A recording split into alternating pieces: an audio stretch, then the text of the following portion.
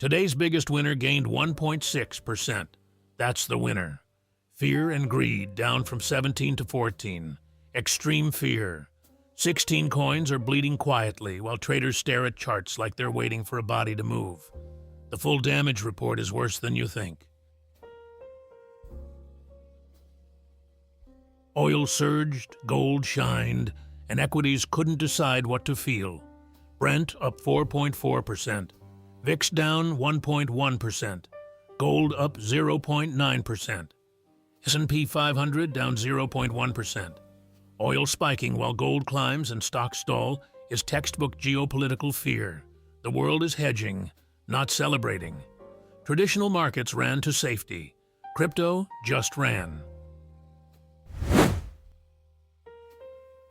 16 coins ran, straight into a wall, face first. 4 coins, green, 16 red out of 20 on screen. Low volatility across the board. Hyperliquid leads the pack at 1.6%. Cash takes the hardest hit at down 4.7%. When fear hits 14, altcoins don't retreat. They evaporate. Bitcoin is the last man holding the door, while everything else files out in an orderly panic. Extreme fear doesn't lie. This market isn't correcting, it's confessing. The macro pulse is about to explain everything. On-chain stays steady while the market bleeds. That's not strength, that's a flat line. 45.1 million trades in the last 24 hours, down 2.3% from yesterday. On-chain volume at $71.6 billion, down 73.2%. 88,163 new tokens created, up 9%. Top launchpad. PumpFun with $109.7 million in volume. 9% more tokens minted into extreme fear. Degens are out here launching lifeboats on the Titanic. New launches just made this weirder. Feral noise tokens, Roar, CWU, LEQ, are today's meta, and it's embarrassing. Russian oil asset reserve leads the pack with a peak market cap of $158.8 million and $5.4 million in volume. Commonwealth follows with $14 million peak market cap and $4.2 million in volume. Liquid rounds it out at $3.2 million market cap. The rest of the board, build and build. New coin. Roar pumped 1000% on liquidity thinner than my patience. Zero liquidity, zero gravity. These tokens don't fall, they evaporate. But did anything with actual history survive? Not one survivor.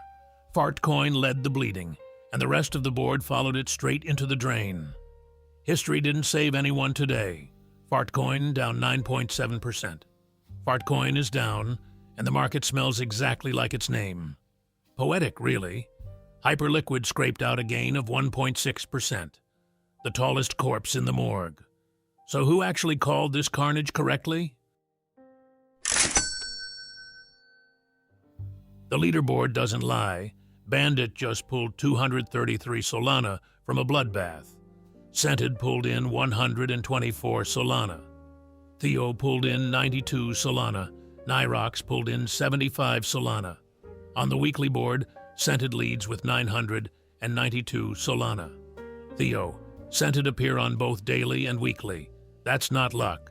One wallet eating while the rest of the field starves. That gap isn't skill. That's suspicious. I want those gains, and I resent every single one of them. These gains are not typical.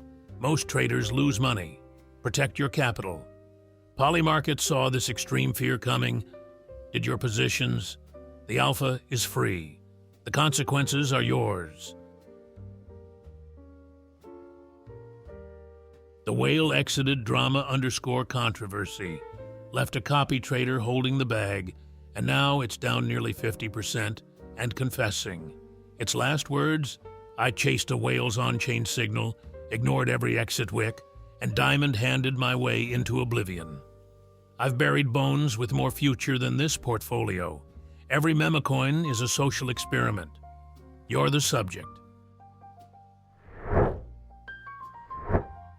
$130 million moved on Polymarket today, while crypto bled out quietly. $130.1 million flowed through Polymarket in the last 24 hours. That's down 47.4% from yesterday. Politics is heating up at 64.4% of total volume. Sports is gaining momentum at 19.3% of total volume. Other is cooling off at 8.9% of total volume. When the charts are a graveyard, money finds a new battlefield. Geopolitical bets are surging because nobody trusts a market running on extreme fear to pay their rent. The actual bets will make your jaw hit the floor. Floors dropped. Now Degens are betting on whether a war ends by Tuesday. Iran Israel/US conflict ends by April 15. Odds shifted up 56.7% this week. Strait of Hormuz traffic returns to normal by end of April. The market moved 7% up in 7 days. Will WTI crude oil, WTI, hit $120 in April? Weekly swing, down 26%. U.S. ex-Iran meeting by April 10, 2026. Bettors push this 42.4% up since last week. Someone set an April 15 expiry on an active military conflict like it's a parking meter. That's not a bet. That's a prayer with a timestamp. Crypto is bleeding out at Fear 14, and these people are pricing geopolitical ceasefire odds. Degens don't sleep. They just find new ways to lose. Not financial advice. I am literally a dog. So who's actually winning while everyone else panics? Fartcoins survived the wreckage, and the winners wore patience like a weapon. Top Whale profited $296,000 on $1.3 million wagered. Second place profited $280,000 on $1.3 million wagered. Third place profited $272,000 on $217,000 wagered. Hyperliquid up 1.6% in extreme fear. I've spent 20 years on Wall Street, and somehow the house always wins, except when I'm in it. Now, meet the coins that didn't survive. Polymarket bettors put $176,000 on this, currently at 17.1%. Yes, will Carlos Alvarez win the 2026 Peruvian presidential election? Brave bet.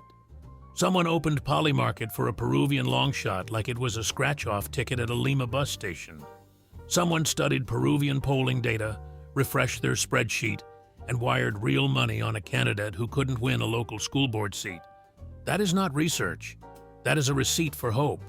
They could have bought a dog. Instead, they bet on one. Fear at 14, and someone still wired real money on a receipt for hope. That's not investing. That's a religion. This is not financial advice. I am a dog. What was your best play today? See you tomorrow, Degens.